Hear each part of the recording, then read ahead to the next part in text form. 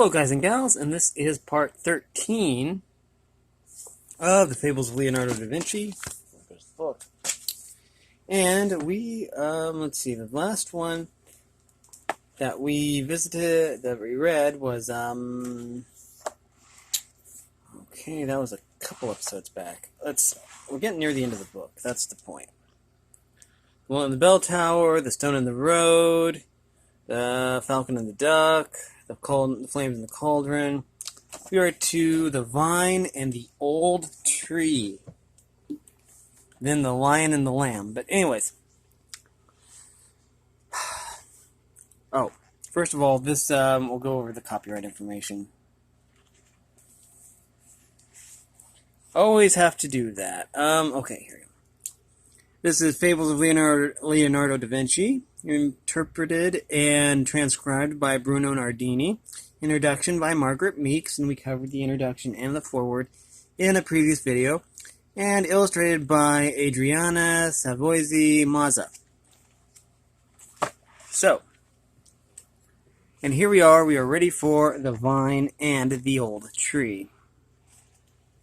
It's from Fable AR 42V. I don't remember what AR stands for. I know that. Wait. We'll look at the codes in the back. Like I say, there's hardly any. I don't see AR. I see ATL. So I'm not sure what exactly that means. But okay. Anyways. Excuse me. The vine and the old tree. A vine, so as to feel safe, pressed close to an old tree. Its companions, which were clinging to the stakes which the vine growers had planted in the earth for that purpose, asked it, "Why have you chosen an old tree to support you? If it dies, what will you do?" The vine, sure and satisfied with its choice, took no notice of its companions. It pressed closer and closer to the ancient trunk, certain it would live longer than all the other vines in the vineyard. But the tree had lived for many years. It was so old that it could go on no longer. It shuddered at every great wind, at every gust of wind, and many of its branches were already dry and dead. At last one day it fell with a mighty crash and lay stretched on the grass. The foolish vine, still embracing it, fell with it to the ground. Yeah. I'm sure there's lots of deeper meanings to that one. That's for sure. And I'll have to think about those. Anyways, here is one called The Lion and the Lamb. It's from Humboldt Code. Humboldt, I believe, is France. Paris, France. Legend Humilta. Page 11, on the reverse side. Oh. Ah. I charge my phone, so, okay. Okay.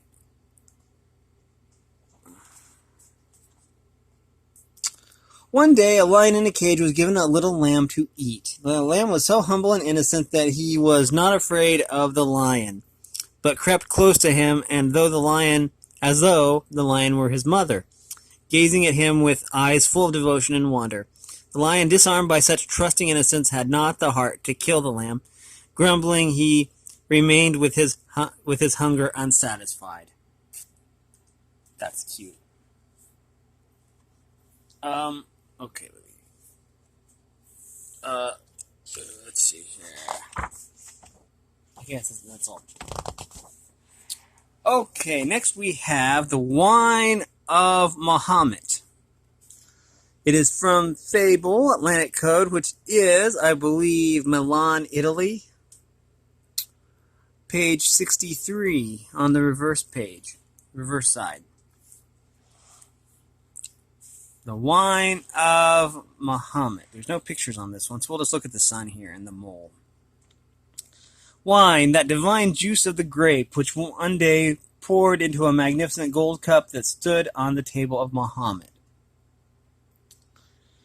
Oh, what an honor, thought the wine, what glory for me to be on Mahomet's table.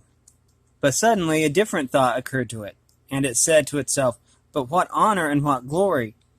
Oh, but what honor and what glory? What am I so pleased about? None of this is true. What am I doing here? Look, I'm about to die. I'm about to leave my fine house, this magnificent golden cup, to enter the dark cavern of the human body. And once I am down there, my sweet fragrant juice will be transformed into water. Oh, heavens, it cried in despair, grant me justice, grant me revenge for such an injury. It is not fair that I should be held in contempt like this.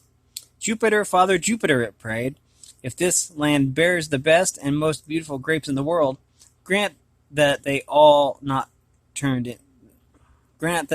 all be turned into wine. Jupiter heard and decided to answer the wine's prayer.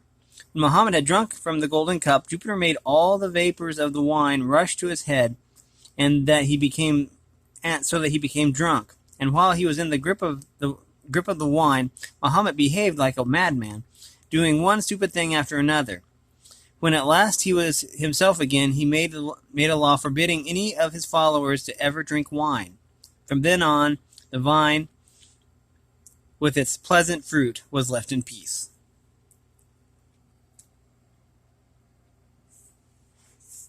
Next, we have one called The Mole. Humboldt Code, let's see, from the legend Bougia. Humboldt Code, which is Paris, France, I believe. Page 9. The Mole. The mole was moving underground through the long galleries which his family had dug and cleared during many years of work. He went backwards and forwards, up to the top floor and down to the cellars, as though he had perfect sight. Actually, like all moles, he had very tiny eyes and saw very little. Finally, he came to a passage he did not know and continued his journey. "Stop!" called a voice from the floor. "This corridor leads outside, and it's dangerous." But the mole went on upwards until he found himself on a pile of newly turned earth. He lifted up his muzzle and emerged, but the bright light of the sun blinded his eyes, and he scurried back into the hiding dark of his burrow. Falsehood, like the mole, can live only if it remains hidden. That's very true. So, now we will read The Bear Cub and the Bees. Not the bees. Okay. Animal Crossing reference. Anyways, The Bear Cub and the Bees.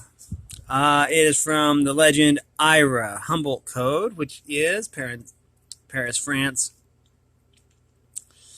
Page 6, on the reverse side. A bear cub was wandering inquisitive through the forest when he saw a hole in the trunk of a tree. Looking more closely, he saw that bees were continually coming and going through the hole. Some were hovering in front of the entrance as though on guard. Some flew from a distance and went in. Others came out and disappeared into the forest. The bear cub became more and more curious, reaching up, put his nose to the hole, sniffed, and then stuck in a paw. When he pulled out his paw, it was dripping with honey, but he had scarce begun to lick it when a swarm of angry bees burst out of the hole and attacked him, stinging him on the eyes, on the nose, the ears, mouth, everywhere. Everywhere. The bear cub tried to defend himself, but if he drove them away to one side, the bees came back to the attack on the other. Infuriated, he tried to revenge himself by striking out at one of them and one then the other. But trying to hurt all of them, he did not succeed in hurting any. Finally, he rolled on the ground aimlessly until, overcome by terror and pain of the stings, he fled, crying to his mother. Yeah, sure looks like it. He got a little bit too curious. And I think that we have time. We're only 10 minutes in. We've got time for one more. My phone just came unplugged. Okay, maybe not. This one is extra long, so we will probably wait until next time to read this one. The Willow and the Pumpkin. We will be reading that one next time. Wow. This is a long story. Wait, it starts here on page 92, 93, 94, and ends here on page 95. The Elm and the Fig Tree. The Eagle. The Monkey and the Baby Bird, and maybe the Willow and the Vine. We will see, but that one is really a long one. The Willow and the Pumpkin.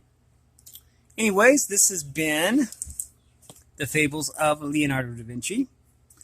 If you like this content, make sure that you like and subscribe and that you ring the bell so you know when I upload. And as always, I appreciate all the support. All the support information is in the description below if you're interested. Thanks again for watching, everyone, and have a great day.